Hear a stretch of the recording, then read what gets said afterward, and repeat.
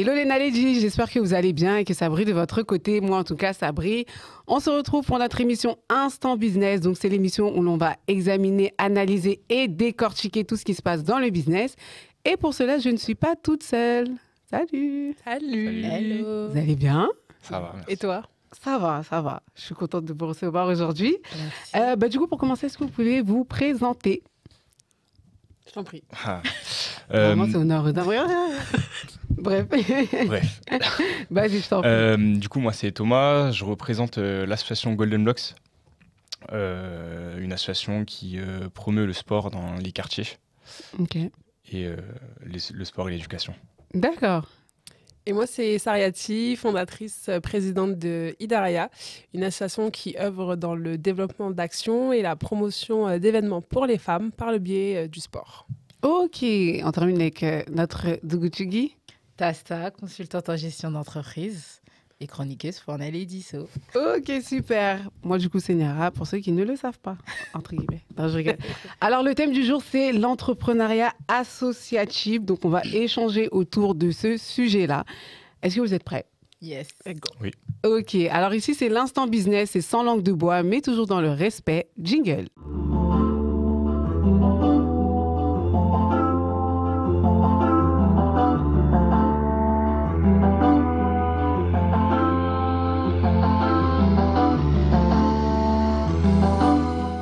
Alors, pour commencer, est-ce que vous pouvez me donner votre définition d'une association, selon vous? Pour moi, une association, c'est la prestation d'un service pour autrui, pour d'autres personnes. Ouais. Ok. J'aurais dit un peu près la même définition et je rajouterais qu'on s'appuie sur des bénévoles qui sont très importants dans les associations. Mhm.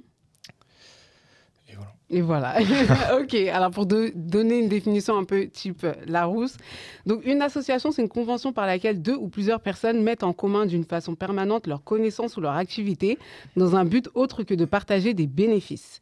Donc ça, c'est selon la loi du 1er juillet 1901. Du coup, quel a été votre cheminement, donc toi, Sariati, pour pouvoir créer Idaraya, mais du coup, toi, Thomas, pour rejoindre l'association du coup Golden Block?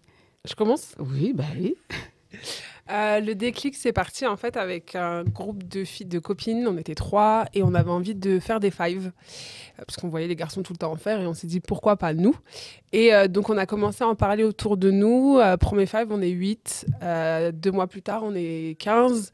Et 4 mois plus tard, on est 30. Donc à ce moment-là, je me suis dit, en fait, il y a quelque chose à faire. On est beaucoup dans le même cas.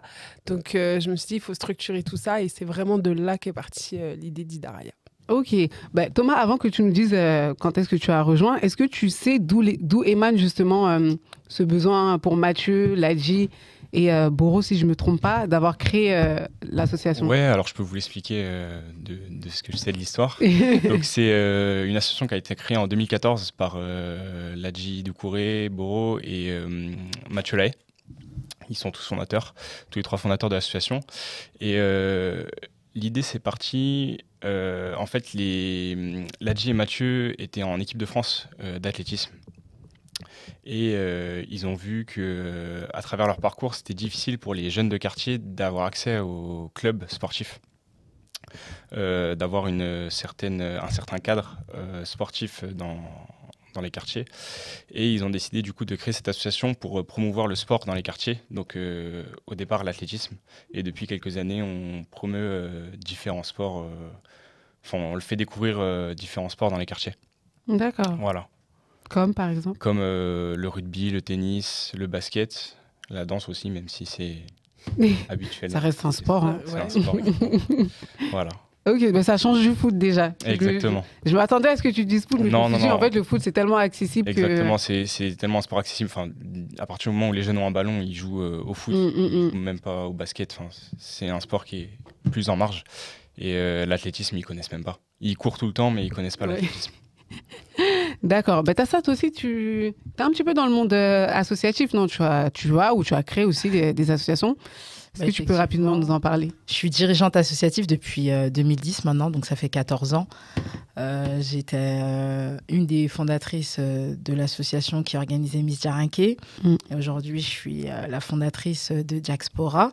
Donc effectivement, je baigne dans le milieu associatif depuis toutes ces années. Et on va développer. Sinon, je ne vais pas tout déballer tout de suite. Mais effectivement, c'est riche. En fait, on apprend énormément en tant que dirigeant associatif. Et même en tant que bénévole, finalement. Donc, et moi, pour ma part, en tout cas, j'ai intégré l'entrepreneuriat par le biais de l'associatif. Ok, d'accord. Alors, en France, la France donc, compte 1,1 million d'associations, 15 millions de bénévoles, 1,9 million de salariés à temps plein ou à temps partiel, parce que souvent les gens ne savent pas, mais on peut être salarié d'une association. Et moi, j'aimerais savoir, en fait, en règle générale, de quoi est constituée une association? De quoi? De personnes. Enfin, est-ce qu'on peut être toute seule à avoir son association? Plusieurs? Il faut minimum 2 personnes. Ouais. Parce qu'il faut le président, secrétaire ou trésorière. Ok. C'est l'obligation légale. Après, en termes de ressources humaines, en tout cas, ça va dépendre des besoins et des projets de l'association, je dirais. Et il faut aussi avoir, par exemple, un local où c'est pas forcément obligé? Pas forcément. Enfin, je sais pas, personnellement, j'en ai pas. Il faut avoir une adresse postale, en fait. Et ça peut être chez un des dirigeants. Ok, toi, par exemple... c'est chez moi. C'est chez toi? Chez ma mère. On peut venir, alors. Attends, on va faire une petite descente.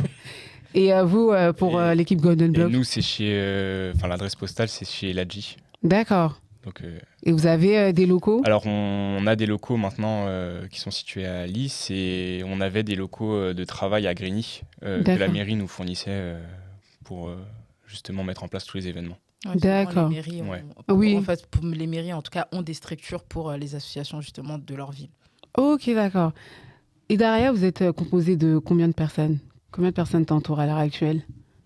Entoure, on va dire 8 personnes. Il y a des salariés? Non, il y a pas encore. Bientôt, je l'espère. C'est tout ce qu'on te souhaite. Et vous êtes combien au total? Nous, on est 4 personnes à temps plein. Et après, on a tous les bénévoles, évidemment, qui nous accompagnent sur les différents événements. Ok. Et par rapport à Diaspora, toi, t'es... Diaspora, on est une dizaine de personnes. Après, moi, j'ai été aussi salariée dans une association. D'accord. Dans le début de ma carrière. Et donc, j'ai énormément appris aussi. Ouais. Et comment faire, en fait, pour bien s'entourer? Donc, toi, tu dis vous êtes une dizaine, vous êtes à peu près, même pareil, un peu plus. Sarah-tu aussi, tu touches ça. Comment sélectionner, en fait, les bonnes personnes pour s'entourer, selon vous? Faut essayer d'avoir des personnes qui sont dans le même mood que toi, qui ont un peu cette même vision de ton projet, qui se sentent concernées, du moins. Ok. Nous aussi, c'est un peu ça. Golden Block, c'est un ADN très particulier. Justement, on s'adresse aux jeunes de quartier. Donc, il faut avoir les langages des jeunes d'aujourd'hui pour, évidemment, qu'ils s'intéressent à nos actions. Donc, il faut s'entourer de ces personnes-là qui comprennent et qui adhèrent à l'ADN Golden Blocks. Qui puissent s'adapter facilement, quoi. Exactement. Ok. Et toi, t'as ça? Pareil, en fait, faut que les bénévoles ou même les salariés que vous allez recruter dans l'association, il faut qu'ils partagent les valeurs et la vision et la mission de l'association. C'est indispensable, en fait, pour que l'engagement il soit vraiment, en tout cas, à 100%. Ok. Après, c'est vrai que dans l'associatif, on aura toujours des opportunistes, mais ça fait partie du jeu. Ça, c'est... On va venir juste après. Et au niveau de vos actions, donc Sarah-tu, tu as dit que voilà, tu organisais des fives. Moi, je sais que tu ne fais pas que ça. Est-ce que du coup, tu peux nous expliquer un petit peu toutes les actions que tu mènes à travers Idarea? On a un volet purement sportif où avec les plus de 18, on fait des fives ou des foot en salle 3 à 4 fois par mois. Et avec les plus jeunes, un volet socio-éducatif où en fait, je suis un groupe de jeunes filles de la ville d'Evry. Je vais juste placer. On va couper. Non, et du coup, avec elles, chaque mois, je leur fais découvrir un sport. Et donc, on se retrouve tous les samedis. On fait la pratique. On va assister à un match d'une équipe professionnelle. On a une rencontre avec soit une sportive ou quelqu'un du métier pour faire prendre conscience aux filles qu'il n'y a pas un sport de garçon ou un sport de filles et qu'elles peuvent tout aussi bien aller dans ce secteur. Ok. Et après, on a le côté événementiel où on organise des tournois, des tables rondes et notamment la Coupe du Monde féminine des quartiers qu'on a fait l'an dernier qui a rencontré un grand succès. Et je confirme parce que j'y étais et c'était trop bien. Et du coup, c'est quand la prochaine date du coup? C'est une exclue, je te la donne. Mais moi j'ai toujours des exclus, c'est pour ça que je te pose la question. Samedi 22 juin. Ok. Ah, le jour de mon anniversaire. Ah bah, c'est très bon signe, ça va très bien se passer. Et toi, du coup, Thomas, quelles actions vous menez à travers Golden Blocks? Blocks? On a différents volets dans Golden Blocks. On a une partie purement sportive qui, depuis le 2014, on va dans les quartiers, on fait des battles d'athlétisme. Donc, 1 contre 1. Les jeunes, ils doivent courir sur 40 mètres le plus vite possible et ensuite, ils sont qualifiés pour l'étape suivante, etc. Jusqu'aux finalistes qui s'affrontent pour être le champion du quartier. Et ensuite, les différents finalistes de chacun des quartiers, des étapes où on va dans toute la France, on se retrouve sur une grande finale à Paris. Les années précédentes, c'était Place de la Bastille, donc c'est quand même une finale qui est assez grandiose, assez événementialisée, qui est très sympa. Et ils courent tous les uns contre les autres, tous les gagnants, pour définir finalement un champion de France. D'accord. De tous les quartiers dans lesquels on est passé. C'est bien. Ça, c'est pour la partie tournée Golden Blocks, ce qu'on appelle la tournée chez nous. Ensuite, on a une partie académique. Dans cette partie académique, on a aussi 2 volets. On a un volet sportif où on va dans les quartiers et on fait découvrir différents sports qui ne connaissent pas forcément. Donc, on a le rugby, comme je vous l'ai dit tout à l'heure. On a le basket. Dans le basket, on essaye de toucher aussi le handi-basket, donc de leur montrer comment jouer avec un fauteuil, finalement. Du tennis, de la danse, etc. pour leur montrer, les initier à différents sports. Après, ils adhèrent ou pas, mais la plupart du temps, ils adhèrent rapidement au sport parce que c'est nouveau pour eux et parfois, il y en a même qui s'inscrivent dans des clubs par la suite. Et on a une partie académique purement scolaire, si j'ose dire, qui est basée sur la formation de journalistes. On forme au journalisme sportif et à la vidéo et photographie.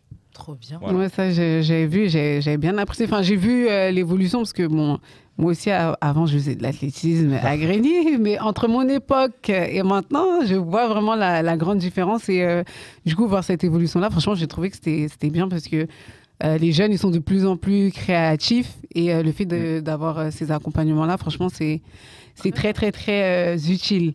J'ai le droit de poser une question. Ah oui, vas-y, tu peux prendre ma place aussi. Non, mais du coup, quand vous faites vos tournées dans toute la France, ça se passe comment? C'est vous qui vous déplacez ou il y a quelqu'un dans chaque ville? On doit se déplacer à chaque fois dans chaque ville.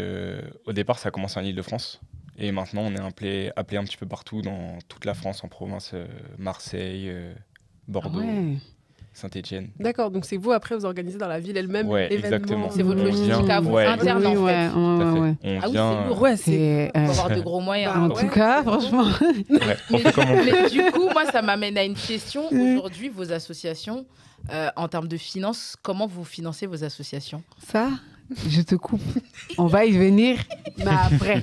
D'accord. Parce que forcément, on est obligé de parler des finances. D'accord. Parce qu'il y a un petit... D'accord. Truc qui va pas trop là-bas. Voilà. Désolée. Avant du coup de répondre aux finances, moi j'aimerais savoir selon vous, en plus voilà vous baignez dedans depuis un certain nombre d'années, quelles sont les compétences fondamentales pour gérer une association? Après toi en plus tu as la place de dirigeante donc après toi Thomas tu vois quand même. Je pense qu'il faut être très organisé. C'est important, j'essaye, je dis pas que je le suis, mais j'essaye de vraiment essayer de suivre un planning bien, puisque dans l'asso, il y a tellement de trucs. Je sais qu'on va en parler après, les subventions, etc. J'avoue, on veut que parler de... non, mais ça arrive. J'ai fait exprès de mettre à la fin, tu vois, pour vous. Mais être organisé et très... je dirais quoi très ambitieux et rigoureux dans ce qu'on fait. Surtout ça, parce que c'est pas facile, le monde associatif, vraiment. Enfin, après, comme en entreprise aussi, c'est pareil. Mais associatif, il faut donner beaucoup de sa personne. Beaucoup. Ça aussi, il y a une question dessus, je crois. Bon, c'est mieux, j'arrête. Non, mais vas-y, exprime-toi, t'inquiète, c'est moi qui gère. Donc, donner de sa personne et avoir le côté humain, quoi, en gros. Beaucoup, en gros, parce qu'en vrai, on fait ça... C'est un service qu'on fait pour des personnes. Mm. C'est sûr qu'il faut beaucoup avoir ce côté humain et être très flexible. Il faut s'adapter à beaucoup de choses. Ouais, ok. Qu'est-ce que tu pourrais rajouter, Thomas, par rapport à ça? Je dirais qu'il faut être passionné aussi, parce que quand on porte des valeurs et qu'on on les pousse à bout, il faut forcément être passionné là-dedans. Il faut donner de son temps. C'est ça. Bah, on compte pas, en fait. Ouais, c'est ça. Ouais. Du tout. Ok, donc on va rentrer un petit peu dans l'argent, comme c'est ça que vous voulez. Alors, par exemple, vous, Thomas, tu avais dit que vous vous déplacez un petit peu partout, etc. Mais du coup, l'activité que vous exercez, est-ce qu'elle est lucrative ou pas? Non, du tout. D'accord, Elle est ah pas oui. lucrative, non. Nous, en gros, c'est les mairies qui nous subventionnent pour venir. D'accord. Et on demande juste de rembourser la date, l'étape sur laquelle on vient. Ok. Donc, c'est pas lucratif, mais... Mais une association, du coup, la question que je vais poser, c'est est-ce qu'une association peut exercer une activité lucrative? Oui, juridiquement, oui. En fait, on a deux types d'associations. On a les associations à but non lucratif, on a les associations à but lucratif. Ça existe, ça? Je suis pas Ah non, mais je suis certaine. L'association Ok, par pardon. laquelle... Moi, Je te rejoins, mais... j'ai toujours entendu on pouvait pas. En fait, tu restes une association, sauf que tu as une partie de ton activité qui est lucrative. Mais c'est réglementé, en fait, c'est bien ficelé juridiquement et même fiscalement, parce que c'est différent de la gestion fiscale d'une entreprise, à ma connaissance. Et l'entreprise où je bossais, justement, c'était une association sportive, mais qui, à côté de ça, avait une activité de vente de guides de randonnée. Donc, cette partie-là était lucrative. Mais c'était une association. Mais c'est quoi les conditions, en fait? Je ne les maîtrise pas très honnêtement. Ouais.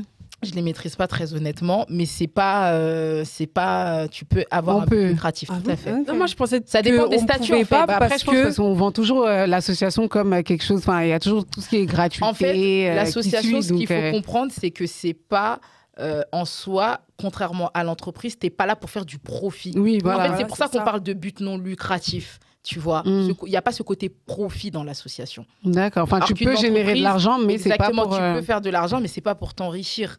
C'est pour faire fonctionner l'association, financer l'association. Or qu'une entreprise, par essence, elle est là pour faire du profit. D'accord. Mais du coup, si une association, elle fait des bénéfices, parce qu'elle peut en faire. Tout à fait. Donc, du coup, comment ça se passe En fait...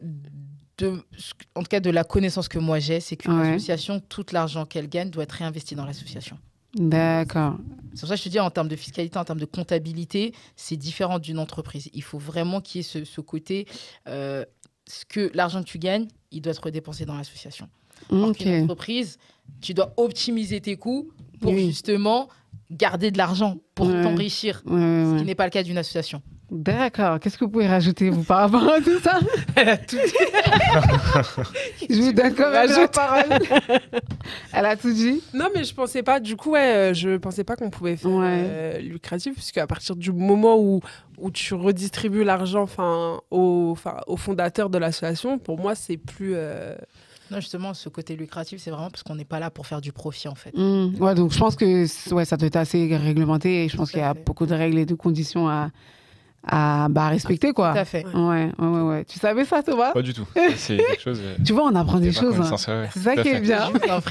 Elle n'est pas chroniqueuse pour rien, je l'ai dit. Mais du coup, quand on regarde un petit peu vos parcours, t'as ça, tu es plus ou moins maintenant dans l'associatif. Vous y êtes vraiment. On peut un peu quand même vous considérer comme des entrepreneurs. Toi, je sais que tu as du mal avec ça. C'est pour ça que je pose la question. Mais est-ce que du coup, vous vous considérez comme tel ou pas? Mais toi, Thomas, tu travailles à Golden Block, tu es salarié là-bas ou c'est quoi ton poste exactement? Oui, je travaille là-bas, je suis chef de projet. D'accord. Ok. Bon, tu pourras pas vraiment trop y répondre. Mais par rapport à Mathieu et Ladji, si tu peux répondre, on va dire, entre guillemets, à leur place. Mais du coup, Sarayati, on va commencer par toi. Est-ce que tu te considères comme une entrepreneuse ou pas de par tout ce que tu fais? Vu qu'elle a introduit avant, il faut que j'explique. Voilà.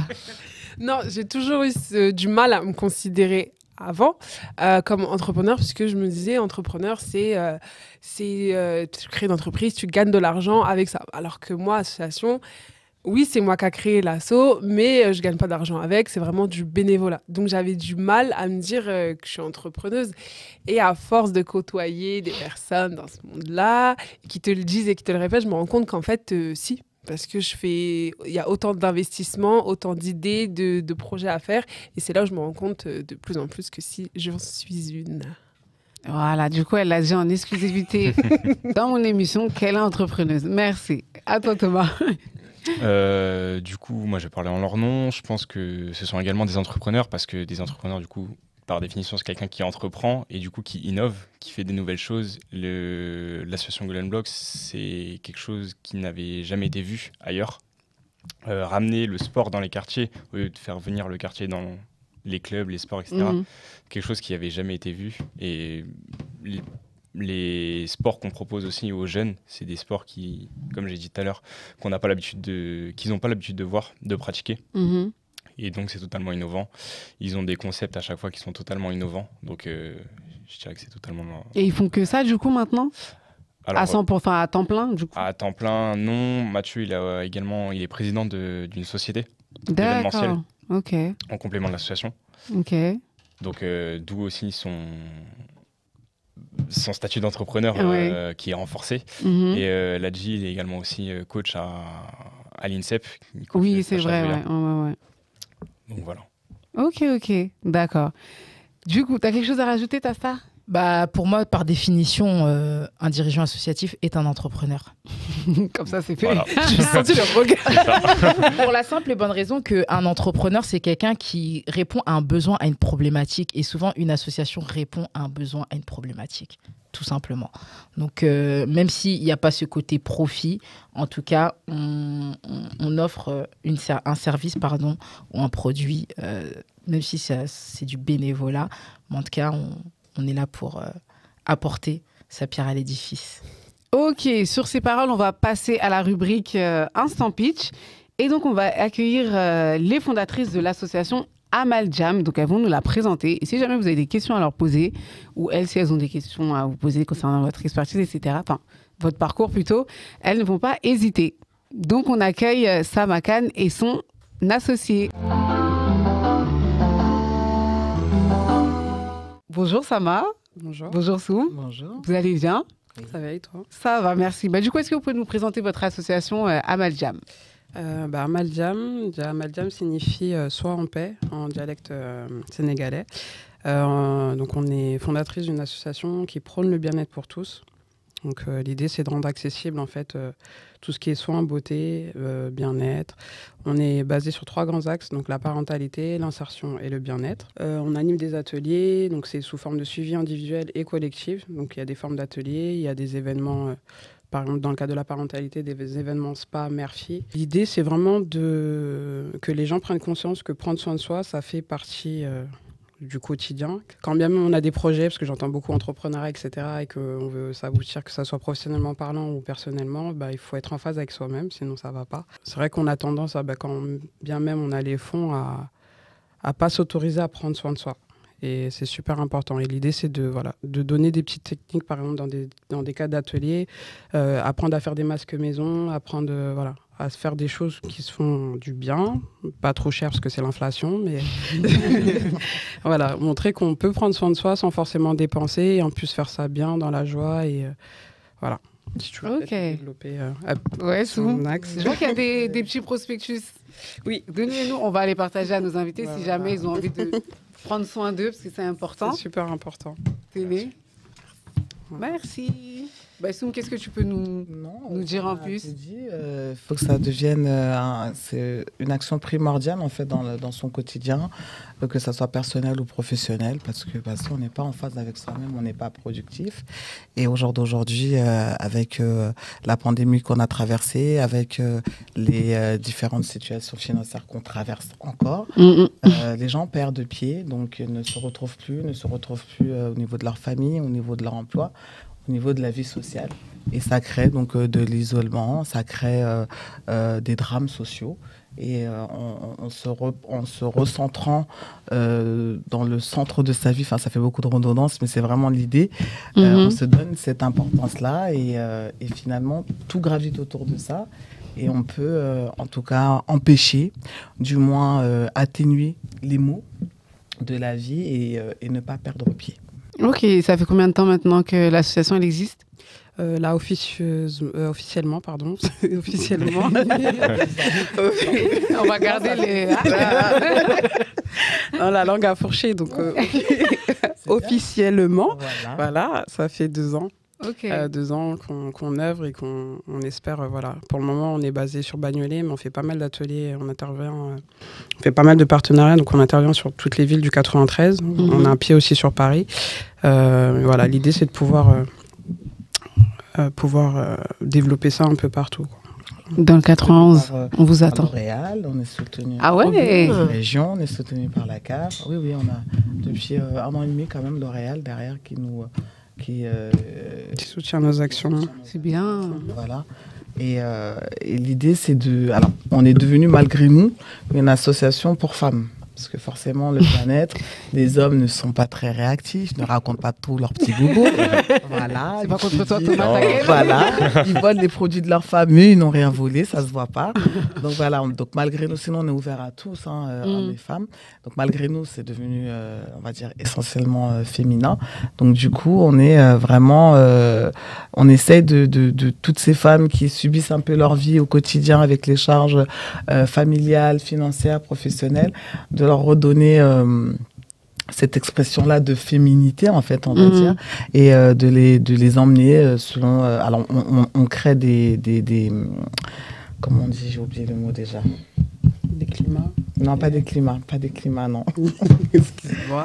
On va dire des événements autour de la femme où elles deviennent, le temps d'une soirée, une reine, une princesse, on la valorise, elle est maquillée, elle est bien habillée, elle va dans les endroits où elle n'aurait pas cru pouvoir aller ou qu'elle n'aurait pas voulu fréquenter ou qu'elle a oublié de fréquenter. Et le sourire de ça, ça n'a pas de prix, quoi. Exactement. Merci beaucoup. Est-ce que vous avez des questions à leur poser ou vous avez envie de rebondir sur ce qu'elles ont dit? Savoir comment vous touchez votre public, comment vous allez chercher ces femmes-là, quand vous arrivez dans une nouvelle ville, comment ça se passe du coup? Alors, on est essentiellement, on fait appel à nous par le biais des centres sociaux. Donc, il y en a plusieurs dans chaque ville. Et après, il y a le bouche à oreille. C'est-à-dire, une fois qu'on a eu un atelier et que ça s'est très, très bien passé, forcément, un directeur de centre va appeler l'autre directeur de centre qui va dire... Et donc, on arrive comme ça à créer tout un réseau. Donc là, on est bien ancré dans le 93. Paris, ça commence. Et on aimerait bien que ça soit répandu sur toute l'île de France. Et on a aussi, comme elle a dit, la CAF, en fait, qui nous réoriente. On a des associations qui nous orientent, en fait, du public aussi. Et les différents partenaires qu'on a sur le territoire, le département, orientent aussi pas mal les femmes victimes de violences ou autres. Les hôpitaux aussi. Ouais. Non, c'est bien, c'est un très très beau projet. Je tiens à dire que j'ai déjà essayé le spa. Je sais plus, je crois que c'est l'année dernière ou il y a encore 2 ans. Et franchement, c'était trop bien. Je garde encore un très très bon souvenir. Bon, après, mère-fille, j'ai pas d'enfant, donc non, voilà, même toute seule. On a d'ailleurs une date là, le 17. On va faire ça ensemble. Pour les femmes. On va réfléchir après. Non, mais en tout cas, c'était hyper bien et on sentait que vraiment tout le monde avait envie de lâcher prise en fait et juste de passer un bon moment, même si c'est juste 1 heure, 1 heure et demie, mais au moins que notre cerveau il est un peu en off le temps d'un instant. Donc non, c'est vraiment un très très beau projet. Thomas, tu t'es fait un peu agresser. Non, c'est pas de l'agression. C'est de l'incitation. Alors, est-ce que tu as envie de rebondir un petit peu sur ce qu'elles ont dit? Moi, c'est surtout par rapport quand vous avez dit le sourire des gens après l'action. Ça, c'est, nous, on le voit aussi beaucoup dans notre association. Dès qu'on termine l'événement, tout le monde, tous les jeunes sourient, tout le monde est content, tout le monde. Ça, c'est le meilleur, c'est le meilleur des salaires. C'est ça. Ok. Dans l'association. Et vos réseaux, comment on fait si on veut vous suivre, si on veut vous aider aussi? Comment on fait? Elle va parler de l'aide, moi je vais parler des réseaux. Ok. Dites-nous tout en tout cas. Les réseaux, en tout cas, vous pouvez nous retrouver sur Instagram, sur Facebook, toujours sous le nom Association Amaldiam, sur TikTok, Snap, on n'y est pas trop, c'est un peu, mais voilà, donc Instagram, Facebook et TikTok. Ok. Et on fonctionne aussi avec un groupe WhatsApp. C'est-à-dire quand les personnes, on n'a pas tout développé, mais pour faire court, quand les gens sont adhérents, en fait, on crée un groupe WhatsApp où on met les infos, où les infos circulent plus facilement. D'accord. Et pour nous aider... Voilà, pour vous aider. Adhérer. Le nerf de la guerre, c'est l'argent. Même si on le fait par volontariat, bénévolat, il faut quand même... la réalité est là. Enfin, les produits, on les achète. Les salles, on les loue. Voilà, on a un minimum de besoins financiers. Alors, on est subventionné, bien sûr. Mais il y a le système d'adhésion à l'année qui nous aide beaucoup. Il y a la donation aussi. On est beaucoup de personnes aussi vont donner. On organise aussi ce qu'on appelle des journées beauté solidaire. Donc c'est l'idée comme un café solidaire. Je sais pas si ça vous parle. Voilà, là c'est en fait on s'offre un soin et on met dans l'enveloppe, un soin pour une personne qui est dans la difficulté et la personne pourra bénéficier de ce soin-là derrière. Alors on a un réseau de plusieurs prestataires qui grandit de jour en jour. J'entendais que vous êtes dans le sport, donc là tout à l'heure on a un atelier boxe. Donc voilà, on a toutes ces personnes-là donnent de leur temps, de leur énergie pour pouvoir nous donner, animer des ateliers. Où les gens qui n'ont pas l'habitude en fait s'initient à des choses dont elles n'ont pas l'habitude et finalement comme tu disais tout à l'heure prennent goût, s'inscrivent et des fois ça devient une passion quoi. Donc voilà. Il nous faut de l'argent, il faut adhérer, il faut venir. Et voilà, il faut de l'argent, les Naledji, donner, Sariati, Thomas, donner. Vous êtes à temps plein Alors non, on a nos activités respectives aussi, donc là on n'a plus de vie. Mais c'est un choix. C'est un choix qu'on a fait. Nous, notre association, elle est née de nous deux, de la rencontre fortuite entre deux personnes. On a 14 ans de différence. Et on est là. On a notre passif qui a fait qu'on s'est rencontrés. Mais on s'est dit, il faut qu'on fasse quelque chose qui pourrait aider des gens. On n'a pas envie spécialement de monter une entreprise, faire de l'argent. Donc on s'est assise et Sama a eu un drame assez personnel qui a fait que l'idée de cette association est venue sur le tas et on l'a saisie pour plus la lâcher quoi. Ok, bon en tout cas félicitations, vraiment bonne continuation et de toute façon moi je suis tout ça. Ça va. Moi j'aurais juste une petite dernière phrase à ajouter, c'est vraiment pour tout le monde que vraiment le prendre soin de soi, que ça soit plus un luxe voire une option, mais vraiment un indispensable pour s'épanouir dans projet perso et professionnel. Ok, vous avez bien entendu. Merci beaucoup les filles, bonne continuation. Merci bien. Et à bientôt. À bientôt, merci. Merci.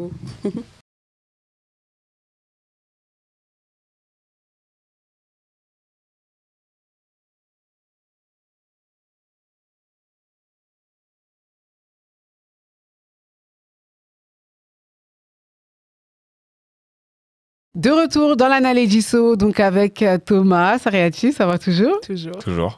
Tasta? Toujours. On t'a éjecté un peu tout à l'heure, mais bon, c'est pas grave. Alors, donc on poursuit. Donc, on sait que gérer une association, ça demande du temps, beaucoup de temps et d'investissement, et que sur le long terme, en fait, ça peut devenir très, très, très prenant. Peut-être toi, Thomas, tu ressens pas ça, mais peut-être que tu peux témoigner. Si, Je me trompe. Autant pour moi. Alors, comment faire en fait pour que le projet en fait ne déborde pas sur la vie privée? Ah, ça va être là. On a gros. Moi, je dirais que c'est impossible. Ouais, c'est pas possible. C'est forcément obligé que ça déborde. Ouais. En fait, quand on s'engage qu'on soit fondateur, dirigeant ou bénévole, quand on s'engage dans une association, c'est qu'on est animé par le projet. Donc, au final, on met toute son âme. C'est dire qu'on ne le sent même pas comme du travail finalement. Donc c'est dire qu'on fait. Mais après, c'est là où... Qu'arrive à un moment... Non, il faut savoir s'écouter. Je pense, et quand on n'est plus en phase ou quand on ne sent plus ce truc qui nous anime, de lever le pied ou de partir. Ouais, qu'est-ce que c'est important. Parce que, ça c'est plutôt mon histoire personnelle, c'est que l'an dernier, du coup, j'étais sur plusieurs événements. Au-delà de l'asso, je travaille dans l'événementiel sportif et j'organisais en même temps la Coupe du Monde. En fait, j'avais 3 événements. J'organisais un championnat de France d'escrime, je gérais le parti événementiel d'un club de rugby et j'avais la Coupe du Monde. Donc, j'avais tout ça en même temps et j'en pouvais plus. À chaque fois qu'un s'est terminé et après on a fini sur la Coupe du Monde, on a fini le soir, je suis rentrée, je voulais plus entendre parler de l'asso. Enfin, j'étais arrivée vraiment à bout parce que j'étais épuisée, trop de travail. Et après, tout le monde m'envoyait des messages, c'était trop bien, etc. J'avais plus envie de parler, je voulais pas faire de débrief parce que Non, je voulais plus, je voulais sortir tout ça et avoir plus rien dans ma tête et être vidée. Donc en fait, c'est pour ça que je dis, forcément ça empiète, mais comme tu as dit, en fait, à un moment, il faut savoir lever le pied. Et donc c'est ce que j'ai fait, je suis partie en vacances et voilà. D'accord. Bon, du coup, là, pour la deuxième Coupe du Monde, ça va aller. Tu sauras gérer maintenant. C'est bon. Ok, et toi, Thomas? Parce que toi, tu travailles, hein, t'es chef de projet là-bas. Moi, à mon niveau, c'est forcément très chronophage, vu que la semaine, on doit préparer les événements, etc., la logistique, et souvent le week-end, c'est les événements, donc forcément, on n'a pas forcément de week-end non plus. Mais oui, bon, il est décalé, après, quoi. oui, il est décalé, exactement. Du coup, pour Mathieu, et je parle en son nom, je pense que lui, de son côté, c'est forcément beaucoup plus chronophage, vu qu'il est dirigeant de l'association, et que ça empiète forcément beaucoup plus sur sa vie personnelle. Ça lui prend également ses week-ends, vu que, comme moi, il vient aux événements pour les manager. Et voilà. Et il y a une solution à ça ou toi, tu as dit lever le pied, donc Sarah, tu étais d'accord avec ça. Et toi, Thomas, selon toi Moi, j'ai pas encore... j'allais dire pas encore levé le pied. J'ai jamais eu ce besoin encore pour le moment. Après, peut-être qu'un moment viendra.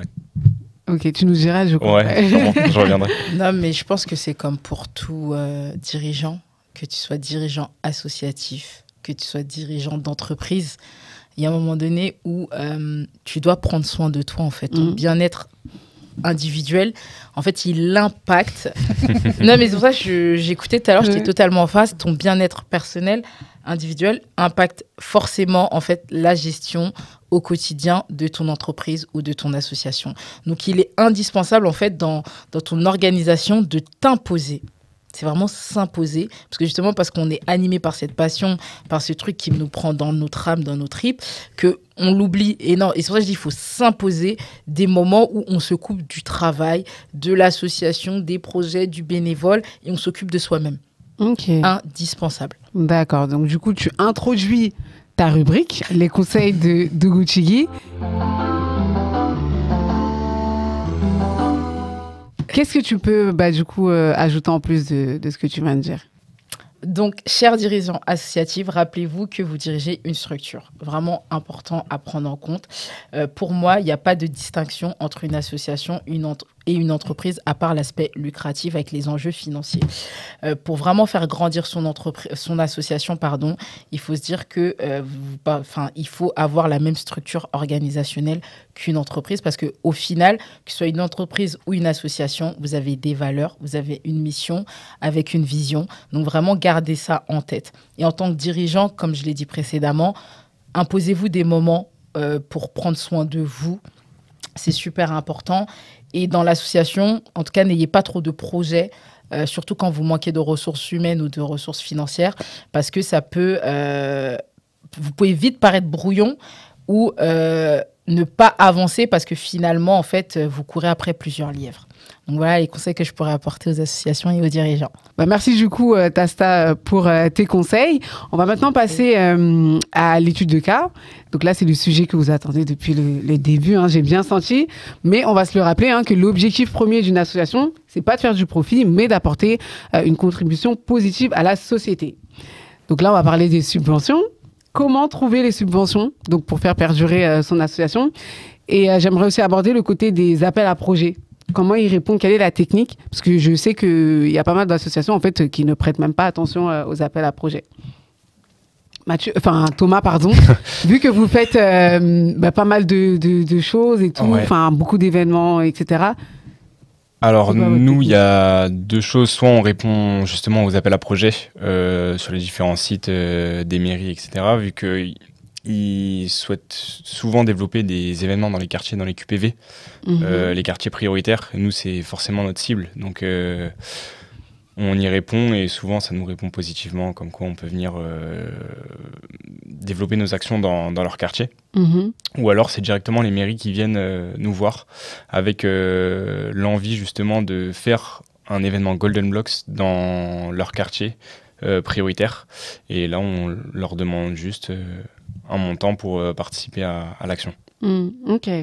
Et toi, Sariachi, tu as déjà fait une demande de subvention, répondre à des appels à projets?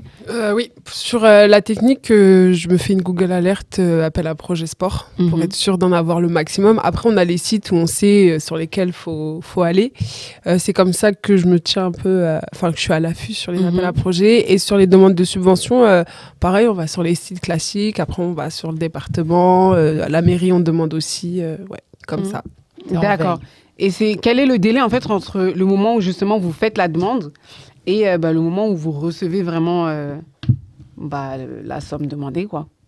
C'est long. Je crois qu'on est sur du 5-6 mois, ça dépend, mais c'est ça. Et encore la somme demandée. Ouais, voilà, j'allais dire au niveau de la tranche, c'est. Au niveau de la tranche, tu demandes. Est-ce que tu demandes, on te donne moins ou peut-être plus, ou c'est. Enfin, qui décide vraiment au final? Effectivement, ça met du temps d'obtenir des subventions parce qu'en fait, les budgets, entre le moment où ils sont votés, les moments où ils sont débloqués, c'est toute une procédure administrative et tout le monde sait comment se déroule l'administratif en France. Après, moi, ce que je recommande aux associations, en tout cas sur les demandes de subventions, c'est vraiment de toujours demander le double par rapport à ce qu'ils espèrent parce qu'en général, le conseil que m'on m'a donné, c'est qu'on recevait toujours la moitié. Après, les appels à projets, c'est très bien ce que tu disais. Toi, tu es en veille donc, sur Internet, en tout cas, pour en tout cas, avoir l'information des appels à projets qui vont être publiés pour pouvoir, en tout cas, y postuler. Et ce que je rajouterais, c'est vraiment, pour une association, c'est d'avoir une source de revenus au-delà des subventions et des appels à projets pour justement avoir de la trésorerie pour que l'association puisse fonctionner au quotidien. Parce que c'est vrai qu'il y a plusieurs niveaux de subventions. Donc, comme il y a la mairie, il y a le département, il y a la région. Après, il y a les institutions beaucoup plus spécialisées. Et c'est vrai que en fonction des événements et de la conjoncture, des fois, les subventions d'une année à une autre ne sont pas les mêmes. Et je sais que notamment au ministère des Sports, l'année où il y a les Jeux Olympiques, forcément, ils vont privilégier les subventions pour les disciplines qui participent aux JO et les disciplines qui n'y participent pas, en fait, leur budget annuel en termes de subventions du ministère va diminuer. Donc, il faut prendre tout ça en compte, en fait, quand on fait son budget annuel de l'association. C'est pour ça que je vous disais, une association, c'est comme une entreprise parce qu'il faut budgétiser. Quand tu fais une demande de subvention, tu fais un appel à projet, tu dois avoir un rapport d'activité chiffré parce que c'est ce qui les intéresse. Tu vas leur surmettre aussi un budget de l'association. Donc, vraiment, là-dessus, c'est vraiment important d'être carré là-dessus, d'avoir de la rigueur et vraiment de tout anticiper au maximum. Il faut aimer les chiffres aussi. Hein. C'est ce que je comprends là, c'est beaucoup. Quand on fait de la gestion, c'est indispensable. Ouais. En tout cas, de ce que je comprends, c'est qu'une association, ça reste quand même un modèle d'entreprise.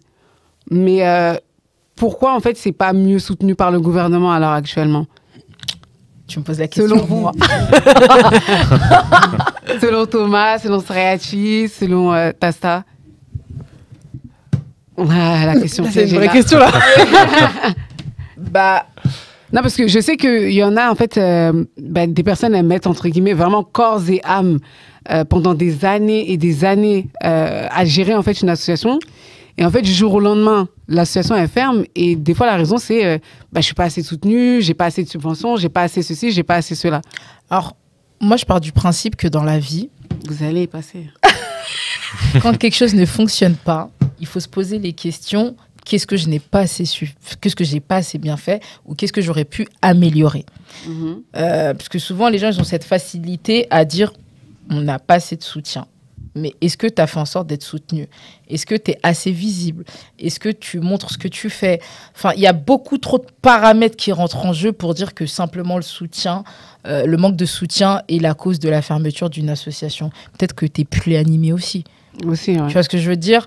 Donc, après, moi, je dirais pas que le gouvernement, il soutient pas les associations. Parce qu'on est un des pays qui avons quand même énormément de subventions. On donne énormément d'argent aux associations. Et aujourd'hui, surtout l'après-Covid, beaucoup d'entreprises veulent se donner une image RSE. Ils veulent avoir une responsabilité sociétale et environnementale.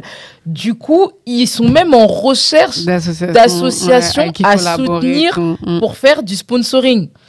Donc, dire qu'il n'y a pas de soutien, moi, je suis mitigée, très honnêtement. Surtout que beaucoup d'associations, parce que souvent, c'est aussi bien d'avoir cette en tout cas cette option où tu es reconnu d'utilité publique pour justement permettre aux entreprises d'avoir de la défiscalisation. Parce qu'on n'en parle pas assez de ça. Beaucoup d'entreprises soutiennent les associations pour le côté fiscal et pas pour...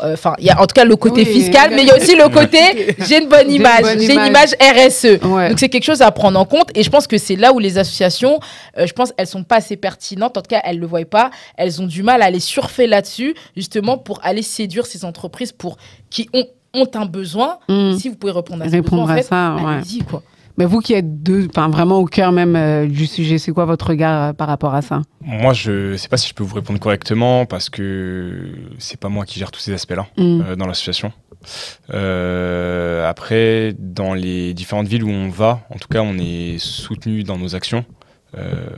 La plupart du temps, il y a certaines villes qui ne nous mettent pas forcément à disposition tout le matériel nécessaire et qui nous laissent un petit peu nous débrouiller. Donc ça, c'est un peu... on fait comme on peut. Mais en tout cas, lorsqu'on fait nos actions dans les villes, on est souvent soutenu par les municipalités en tout cas. Oui. Mais après, oui, Golden Plug, c'est quand même un phénomène. On va pas le nier. Il y a le nom de l'AG aussi qui joue beaucoup là-dessus. Donc, je pense que, ouais. C'est réel. C'est réel. Non, mais il a raison. Il y a une notoriété qui fait que pour justement défendre son projet associatif, en fait. Et c'est de la stratégie. C'est une stratégie, en fait. Tu vois, l'exemple de la lucarne. Aujourd'hui, ils ont pas besoin de se vendre. Ça vient à eux, clairement, parce qu'ils sont arrivés à un stade où... Ils ont développé leur image. Leur image. Et moi, c'est ça. Au début, moi, j'avais tendance à dire je suis pas soutenue, on me donne pas d'argent quand je demande, etc. Et en fait, je comprends qu'en vrai, je suis pas assez visible. Je ne fais pas assez de choses pour qu'ils se disent ouais, elle fait des choses, donc on va lui donner. Et c'est là où j'ai compris qu'il fallait que je mette plus en avant les actions de l'association. Donc, il faut communiquer. Il faut avoir une stratégie. Exact. Entreprise. Ok. Alors, le prochain point que j'aimerais aborder, c'est que malheureusement, quand on parle d'association, il y a cette petite rumeur, si je puis dire, que certaines associations se jouent des subventions pour s'en mettre plein les poches et que c'est une façon cachée. Non, moi, je le dis, c'est une façon cachée, en fait, de profiter, de vivre de cet argent sans faire grand-chose, parce que c'est la facilité, surtout avec les cagnottes frauduleuses, machin, on connaît tout ça. Qu'en pensez-vous? C'est quoi votre avis par rapport à ça? Il y a des malhonnêtes partout. Ouais.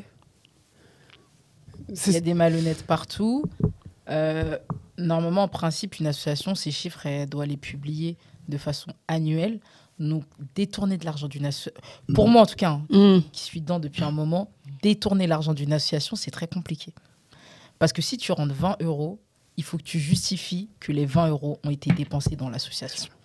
Donc, les gens qui arrivent à faire ça... Ils sont forts alors. Moi, j'aimerais bien rencontrer leur comptable.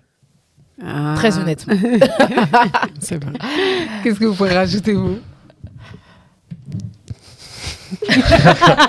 Ne stressez pas. Non. Réfléchissez, vous inquiétez pas. Attends, redis la question. C'est par rapport à tout ce qui est les subventions. Vous attendez les subventions maintenant qu'on vous présente ça. Le fait que certaines, en fait, parce que moi, je pose cette question parce que je sais que j'ai déjà rencontré des personnes qui, ça n'allait pas côté entreprise, on fait genre de passer du côté association pour avoir justement ces subventions-là. Et en fait, au final, il n'y a pas plus d'action que ça. Et en fait, c'était pour se remplir un petit peu les poches. Je ne dis pas que vous faites ça. Attention, j'ai pas de problème. Mais en fait, juste avoir votre avis par rapport à ça, vu que vous êtes vraiment dans le monde associatif, quoi, et que vous êtes assez légitime quand même pour témoigner là-dessus. J'en entends parler, moi aussi, on voit des articles où on entend souvent ces choses-là. J'avoue, je suis comme toi, je ne sais pas comment il faut, parce qu'il faut vraiment tout déclarer. Classeur où il y a toutes les factures à chaque fois, de tous les sous, de ce qu'on dépense et de ce qui rentre aussi, qu'il faut tout justifier. Donc j'avoue, je ne sais pas comment ils font sur ça. Parce que dès lors où tu prends de l'argent de l'État, que c'est une subvention ou un appel à projet, tu dois rendre un rapport d'activité. Ouais, c'est ça. C'est obligatoire. Après, je pense que les gens qui sont sur ces pratiques-là, je ne pense pas que c'est des subventions qu'ils doivent prendre. Ou peut-être ils vont la prendre une année, mais l'année d'après, ils ne vont pas l'avoir. Tu vois. Ou ils sont sur du fonds privé. Et là, oui, effectivement, quand tu es sur du fonds privé, l'État, en tout cas, va être moins regardant sur la comptabilité de ton association parce que tu ne prends pas de subvention, tu vois, de l'État. Donc là, effectivement, il y en a qui s'en mettent plein les poches, mais finalement, est-ce que c'est éthique ? Et c'est ça la réalité. C'est qu'à un moment donné où quand tu n'es pas authentique... Oui, de toute façon, ça finira par se savoir, ça, c'est sûr. Et donc, avant de conclure, puisque l'émission touche bientôt à sa fin, joli l'air, je rigole. Selon vous, finalement, est-ce qu'il est possible de vivre de son association ou pas? Oui. Ouais. Pourquoi? Parce que, comme on l'a dit, c'est une entreprise. Non, on peut en vivre. J'en connais des personnes qui vivent de leur association. J'espère y arriver, moi aussi, à ça. Je me le souhaite. On te le souhaite aussi. Donc, non, moi, je pense que bien sûr qu'on peut y vivre. Et ce serait même mieux, parce que tu te dis que tu es en train de... Finalement, c'est pas un travail, parce que c'est ce que t'aimes et t'es passionné par ça. Oui, c'en est un. J'ai vu, elle a tourné la tête. Non, mais parce qu'attention, souvent, on parle de vivre de son association, mais en tant que président, tu peux pas prétendre un salaire. Oui, tu c'est vas être ça. salarié. Il faut descendre dans le statut. Il faut descendre. Bah, on en a un ici, justement. Le statut de l'association. Et là, effectivement, tu deviens salarié. Mais si tu deviens salarié, c'est avec quel poste? C'est très important aussi. Savoir quel poste tu vas prendre en tant que salarié dans l'entreprise. Directeur général, non? Oui, donc tu deviens dirigeant, là, de façon officielle, tu vois. Et là... Et du coup, tu vas être rémunéré pour... Tu vas être rémunéré, tu vois. Ok. Et toi, Thomas, en tant que chef de projet? Bon, toi, tu vis, hein? Oh oui, moi je vis. Après... oui, du coup, je vis. Et Mathieu et Ladji, est-ce que... Enfin, de toute façon, tu as dit que Mathieu, il avait ses activités à côté. Exact. Bah, les deux ont leurs activités de leur côté et l'association vit avec eux en tant que président et vice-président. Donc, ils vivent pas de l'association, ils vivent de leurs activités annexes. D'accord, donc c'est un plus, quoi. Ouais, exactement. Ok. Alors, pour conclure, puisque là, ça y est, là, l'émission, elle touche à sa fin, doit-on conclure que les associations ne sont pas encore des entreprises? Non, d'après tout ce que nous a dit Tasta. Alors là, j'ai le dollar. Nous avons bien compris que c'en est une. Tout à fait. Et qu'il faut la diriger de cette même manière. Ah, j'ai trop bien écouté, tu vois, j'ai pas pris de notes au final. Non, c'est bien. Donc finalement, c'est comme un modèle d'entreprise parmi... C'est ça. Ok, très bien. Et quel conseil vous pourriez donner aux jeunes qui aimeraient en fait se lancer dans le monde associatif? Tu sais qu'en plus, il y a un nouveau terme je l'ai appris il n'y a pas longtemps, c'est assopreneur. Oui, tous les jours, il y a un nouveau mot, hein, j'ai l'impression. Je l'ai vu, il y a assopreneur maintenant. Donc ceux qui ont envie de... Moi, je connaissais l'entrepreneuriat social. Oui, j'ai fait une formation là-dessus. Mais maintenant, il y a le assopreneur. Ah, d'accord. Ouais. Tous les jours, il y a quelque chose. Chaque jour, on dort. En tout cas, quel conseil vous pourriez donner? Toi, ça serait bien que tu donnes en tant que salarié, parce que je pense que tout le monde ne pense pas ou n'ont pas l'information qu'on peut être salarié d'une association. Ouais, déjà, il faut se lancer. S'ils veulent lancer une association, même si c'est pas moi qui l'ai fondée, si on a une passion, une idée, un objectif et qu'on veut le mettre en place, faut essayer. D'accord. Ok. Et toi, madame la fondatrice du Saraya? Je vais pas dire la phrase bateau, croire en ses rêves, parce que non, c'est pas ça, parce que dans le principe qu'un rêve, on veut tous être millionnaire et c'est pas pourtant qu'on va y arriver. Enfin, après, voilà. Mais je vais juste te dire, croire en son potentiel, se dire que on a envie de faire quelque chose, et faut y aller, faut foncer et se donner vraiment au maximum pour le faire. Ok, et t'as ça. Bon, tu nous as donné quand même plein de conseils, mais un dernier pour conclure, allez. Moi, je donnerais un conseil aux bénévoles. Ne vous engagez pas si vous n'êtes pas animé par la vision et la mission de l'association. Parce que les bénévoles, ils ont une place très indispensable dans une association. Et pour moi, c'est ce qui fait vivre une association. Et vraiment, engagez-vous si vous savez que vous avez ne serait-ce qu'une heure par semaine à accorder à l'association. Si vous n'avez pas le temps, ne venez pas par opportunisme. Vraiment. Ok, sur ces paroles, est-ce que vous pouvez nous partager vos réseaux sociaux pour qu'on puisse suivre vos actualités? Dites-nous. Nous, on peut nous suivre sur Golden Blocks, sur Instagram, Golden Blocks, et sur le site internet également. Ok. Moi, j'ai une question. Blocks, K ou C? BLOCKS. CKS, ouais, c'est CKS. De toute façon, tout sera affiché, vous inquiétez pas. Et sur Idaraya Football, Instagram, LinkedIn, Facebook, surtout. Et si vous voulez aussi avoir des conseils de notre Gucci, Tes réseaux? LinkedIn, Tastagasama et Instagram, dogoutigi.bk. Ok, merci. Donc, c'est tout pour l'instant business. On se retrouve prochainement pour une nouvelle émission. En attendant, n'hésitez pas à nous suivre également, nous, Nalédiso, sur nos réseaux sociaux qui vont s'afficher. Et j'en profite pour remercier nos partenaires, à savoir Hydra Turban pour le magnifique foulard. Je sais que Sarah, tu t'as kiffé. Hia Design pour cette magnifique tenue. Et enfin, Team Head Shop pour les accessoires. Donc, vous pouvez également les suivre sur les réseaux sociaux qui vont s'afficher. La petite nouveauté d'Instant Business saison 2, c'est que j'offre l'opportunité aux intervenants de poser une question ouverte, du coup, au Nalédi, à nos internautes, pour qu'on puisse continuer, du coup, le débat en commentaire. Est-ce que vous, je vais vous laisser le temps de réfléchir, est-ce que vous avez une question à poser en lien avec le thème, hein, bien évidemment, pour qu'on puisse continuer à échanger, mais cette fois-ci sur les réseaux. Là, une question qui vous vient en tête. Pourquoi tu t'engages pas dans l'associatif? J'avoue, ça c'est... Tu rejoins la question Parce qu'en plus, toi, tu t'es engagé, ouais, tout le monde. Oui. J'avoue, sauf moi. Bonne question, je pourrais y répondre carrément. Donc, la question, c'est pourquoi est-ce que nous ne sommes pas encore engagés dans une association? Donc, les Nalédi, je vous laisse répondre en commentaire et je vous dis à la prochaine. Ciao. Salut, merci.